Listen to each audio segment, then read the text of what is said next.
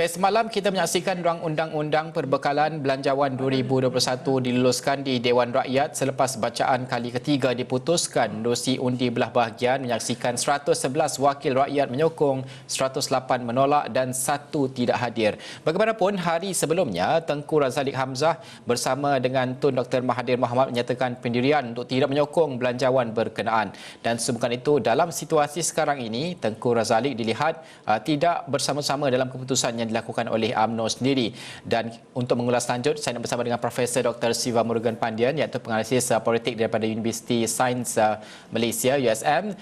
Prof, bagaimana untuk kita memahami bahawa tindakan yang dilaksanakan oleh Kuli ini dalam konteks nasib beliau dalam UMNO itu sendiri? Kerana kita melihat apabila ditanyakan soalan kepada Kuli itu, adakah ada ahli parlimen UMNO yang bersama dengan beliau mengatakan bahawa belum jelas lagi. Bagaimana untuk kita memahami nasib Kuli dalam konteks UMNO sendiri?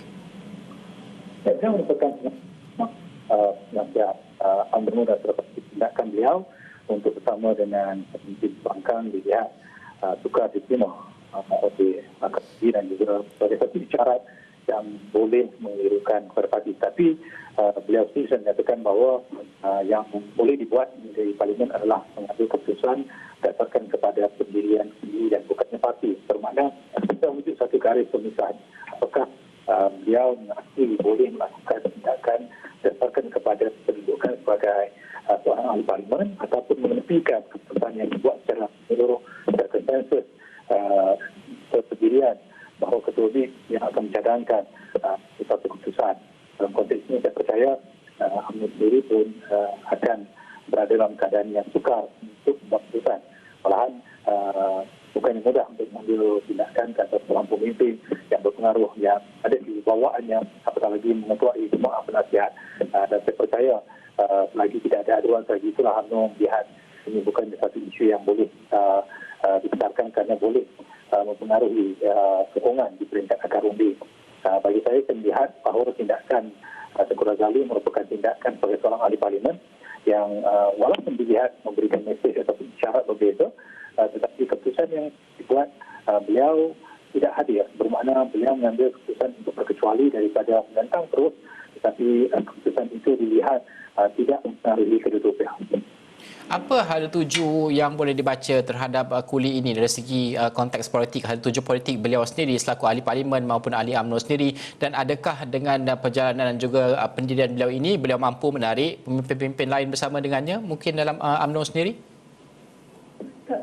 Tindakan beliau lebih banyak mempertukarkan keputusan untuk menyoal legitimasi ataupun keabsahan kepimpinan Perdana Menteri, dan beliau tidak menyoal tindakan yang kepimpinan di dalam parti. Malahan beliau sendiri ada menyatakan bahawa UMNO harus menolak pemimpin yang menyokong pembangkang, dan beliau dilihat ini berada dalam kelompok tersebut.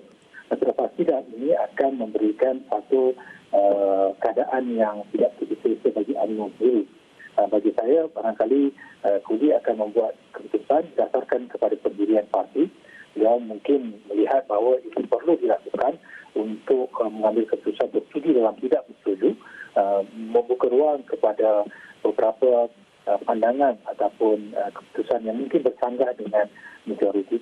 Dan jika sekiranya tindakan diambil oleh parti, maka di situ akan melihat Tengku Razaleek mungkin akan membuat keputusan untuk bersama dengan Tun Dr. Mahathir Mohamad, mungkin dengan beberapa pemimpin lain untuk menerokai ruang baru di dalam platform politik siasat kita. Tapi setakat ini saya masih merasakan bahawa Tengku Razaleek akan menggunakan platform dalam parti untuk menyuarakan kebimbangan, keresahan beliau daripada membawa kepada landasan yang lain.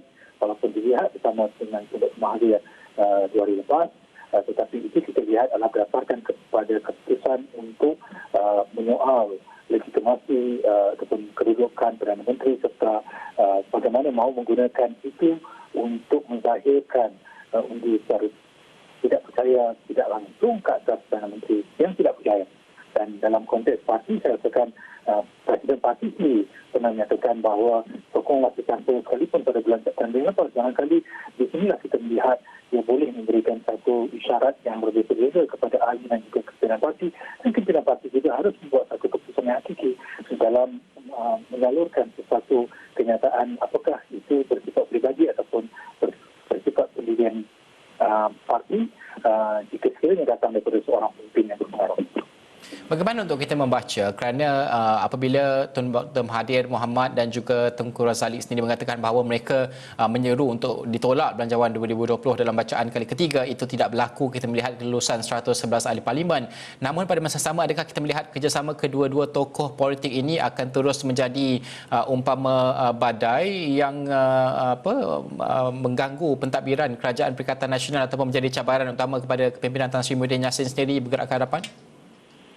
Masing-masing tahu bahawa parlimen merupakan tempat yang terbaik untuk menyoal tahap kepercayaan dan keyakinan kepada Perdana Menteri, dan itu tidak berjaya apabila Kerajaan Perikatan Nasional di bawah kepimpinan Tan Sri Muhyiddin mengekalkan sokongan walaupun 3 majoriti, tetapi itu memberikan gambaran bahawa keyakinan masih ada di dalam Dewan, di tempat yang pernah mereka rasakan inilah ruang untuk dibawa kepada persoalan keyakinan dan kepercayaan atas kepimpinan sendiri, tapi itu tidak berlaku.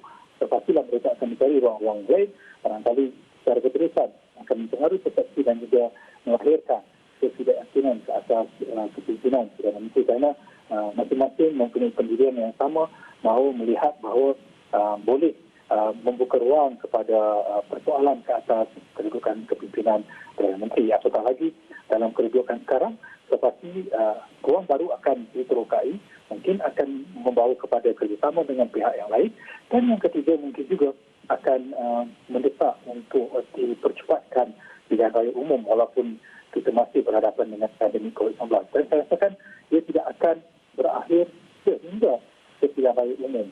Malahan akan secara berterusan akan dilakukan bukan saja oleh mereka, tapi juga pemimpin bangsa yang lain merasakan bahawa apabila gagal di parlimen, mereka harus mencari ruang lain supaya keadaan tidak mengikuti, tidak stabil, itu akan membawa kepada proses mempersepatkan raya umum di Indonesia.